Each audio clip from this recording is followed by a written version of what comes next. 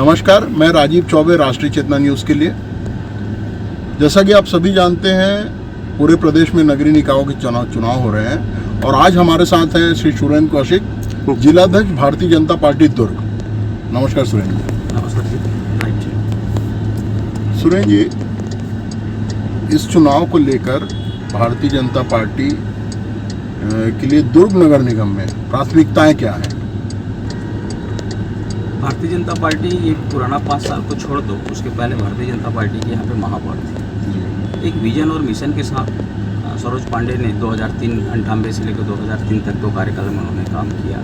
उसके बाद डॉक्टर शिव कुमार तमेर जी बने, फिर उसके बाद चंद्रिका चंद्राकर जी बनी और एक शहर को बहुत ही सुंदर ढंग से एक डेवलपमेंट का उन्होंने जो सपना, एक विजन और मिशन था, वो उन्होंने काम किया। पिछले 5 सालों में कांग्रेस की जो भ्रष्ट सरकार आई और निगम में उनकी सरकार बैठी, उन्होंने शहर की पूरी आर्थिक व्यवस्थाओं को, क्योंकि दुर्ग नगर निगम में ऐसा है कि अर्थ के रूप में किसी तरह का कोई ऐसा काम नहीं है जिससे निगम के इनकम को, कि एक स्वशासी संस्था होती है नगर निगम, तो इन्होंने पूरी चरमरा दिया है।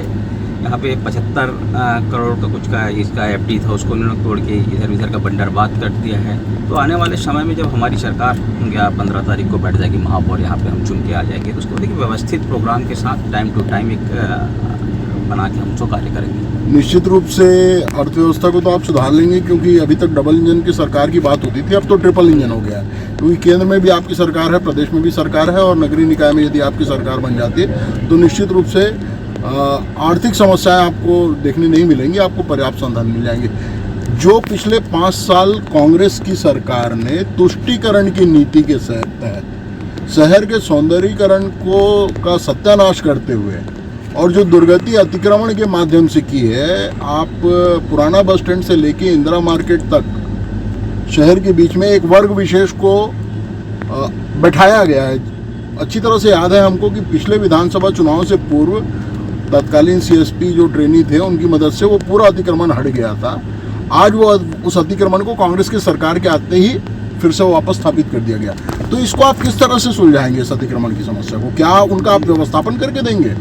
ऑलरेडी वो जहाँ पे कब्जे हैं उनकी व्यवस्थापना हमारी सरकार ने पूर्व में की थी। एक स्टेट बैंक है गंजपारम, उसके पीछे जितने लोग वहाँ पे आप जिनकी बात कर रहे हैं, उनकी व्यवस्था कर दी गई थी। पुनः ये जो सरकार आई तो उनकी संरक्षण मिला, किसकी संरक्षण मिला, इसके कारण उन्होंने मन बढ़ा हुआ है, फिर से उन लोगों ने कब्जा किया है। आने वाले समय में हम शहर को सुंदर बनाना चाहते हैं, स्वच्छ बनाना चाहते हैं। निश्चित तौर पर जो अतिक्रमण है इनको हटाकर व्यवस्थापन जो वहाँ नहीं सुरेंद्र जी, मैं आपको क्षमा चाहता हूँ, बीच में टोकना चाहूँगा। व्यवस्थापन क्या आप जायज मानते हैं? एक तो कोई आदमी जिसको सरकार, कोई कौम जिसको सरकार वो दे रही है, प्रश्रय दे रही है तुष्टीकरण की नीति के तहत, वो सरकारी जगह पे अतिक्रमण करता है, उसके बाद वो हक और अधिकार के साथ दूसरी जगह भी मानता है, फिर आप उसको दूसरी जगह दे देते हो, व्यवस्थापन हो जाता है, फिर वो वापस पुनः स्थापित हो जाता है, उसके बाद फिर पुनः वो व्यवस्थापन मांगेगा। तो इस तरह किस तरह का व्यवस्थापन करते रहेंगे और कब तक करते रहेंगे आप? ये आप ठीक बोल रहे हो। निश्चित तौर पे वहाँ की जो सूची बनी हुई है, उसकी सूची के तहत जब पूर्व में हमने अतिक्रमण का सरकार के माध्यम से वहाँ पे हुआ था, जो पूर्व में काबिज थे उनकी व्यवस्थापन करते। अभी जो है अतिक्रमण, इनको बेदखल करेंगे। हाँ, बेदखली की आप बात करते हैं, आप निश्चित रूप से कायम रहेंगे अपनी बात पे? बेदखली होगी इनकी कितने दिनों के बाद हो जाएगी यदि आपकी सरकार आ जाती है, निगम सरकार? तो योजना रचना के बाद बाजार विभाग से बातचीत किया जाएगा कि वहाँ पे कौन काबिज हैं, कैसे लोग काबिज हैं, उनकी लिस्टिंग करने के बाद हमारी जो सरकार बनेगी स्थानीय सरकार पे, हम उस पर गंभीरता रूप से विचार करके उनको बेदखल करेंगे। इस पे कैसे यकीन कर लिया जाए? पिछले 1 वर्ष से भारतीय जनता पार्टी की सरकार प्रदेश में है,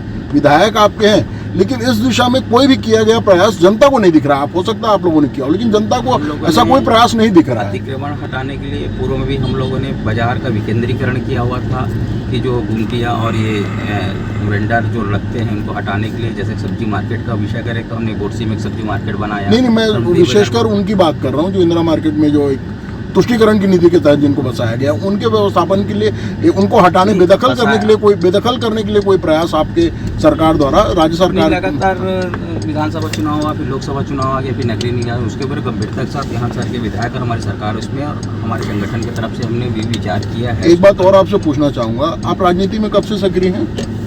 मैं छात्र राजनीति से आया हूँ और भारतीय जनता पार्टी भी 2000 से सक्रिय है। जी, आप राजनीति के अलावा और भी किसी प्रकार की कला या किसमें आपकी रुचि है? हाँ, मैं एजुकेशन सोसाइटी में चलती है। नहीं, कला की बात कर रहा हूँ, किसी प्रकार की कला, नहीं, कला पे कुछ जादू नहीं। जादू वगैरह जानते हैं आप? जादू जानता हूँ। हाँ, जादू आप जानते हैं। ये प्रतीत हो रहा है सुरेंद्र जी, पहली बार अपने इतने साल के जीवन में मैंने देखा कि इस चुनाव में भारतीय जनता पार्टी में गुटबाजी खत्म हो गई है पूर्णतः, और पूरे के पूरे कार्यकर्ता एकजुट होकर भारतीय जनता पार्टी के लिए काम कर रहे हैं। तो ऐसा कौन सा मंत्र आपने पढ़ा, ये बाकी जिला अध्यक्षों को भी आप बताना चाहेंगे? नहीं, आप सही बोल रहे हैं। राजनीति है, प्रतिनिधित्व रहती है, सब एक परिवार के लोग रहते हैं, और उसमें थोड़ा बहुत व्यक्ति विशेष का भी मामला रहता है। ये सारी चीज़ें उन्होंने, आप देखे होंगे, मैं जब अध्यक्ष बना तो सारे लोगों ने एक, आप रहें कि नहीं रहें उस समय ध्यान पे नहीं है, लेकिन मेरी घोषणा हुई तो किसी भी प्रकार की इस तरह की जो आप बातचीत कर रहे हैं, ऐसा कुछ हुई नहीं, और सबसे सामंजस्य बनाने का प्रयास है, और सब बड़े नेताओं का सम्मान है। नहीं, बहुत सफल प्रयास रहा है आपके। इस प्रयास के लिए आपकी प्रशंसा भी होनी चाहिए, मैं भी करूंगा और जनता भी कर रही है कि पहला चुनाव ऐसा देखा गया जिसमें भारतीय जनता पार्टी के कार्यकर्ताओं में गुटबाजी कहीं भी नहीं दिख रही है। ऊपर से लेके निचले स्तर तक सारे के कार्यकर्ता, बड़े छोटे कार्यकर्ता और बड़े नेता, सबके सब एकजुट होकर प्रत्याशी को। तो आप क्या उम्मीद करते हैं, क्या जो जीत का अंतर है, यदि आपको लग रहा है कि आपका प्रत्याशी वहां पर प्रत्याशी जीत रहा है, तो जीत का अंतर कितना होगा?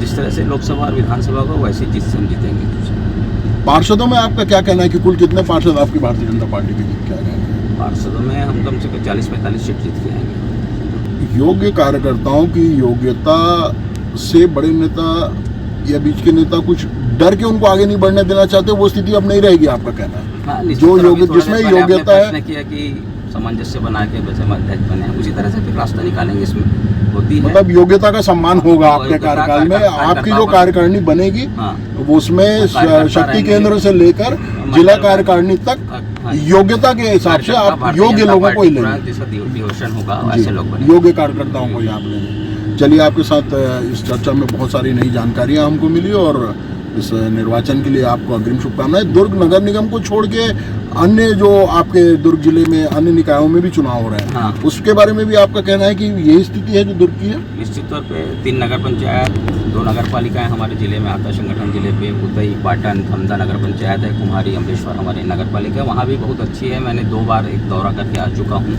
कल हम लोग कुल मिला के क्लीन स्वीप की स्थिति भारतीय जनता पार्टी की बिल्कुल सारी सीटों पे। तो ये बहुत बड़ी उपलब्धि होगी कि आपके अध्यक्ष पद का दायित्व लेते ही आपके सामने ये बड़े निर्वाचन आ गए, और इसमें आपकी स्थिति बहुत अच्छी है। तो आप भारतीय जनता पार्टी के लिए एक फेदर ऑन द कैप। मेरा नहीं, वो कार्यकर्ताओं का सम्मान है। भारतीय जनता पार्टी में कार्यकर्ता नीचे स्तर पर कैडर बेस्ड पार्टी है, वो सारे मेहनत कर रहे हैं, निश्चित तौर पर हम सफलता हासिल। ये आपका बड़प्पन है। हर नेता जो है वो श्रेय लेने की होड़ में रहता है, लेकिन आप श्रेय अपने कार्यकर्ताओं को दे रहे हैं, ये एक बड़ी बात है। तो चलिए, आपके आने वाले कार्यकाल के लिए आपको बहुत बहुत शुभकामनाएं। धन्यवाद।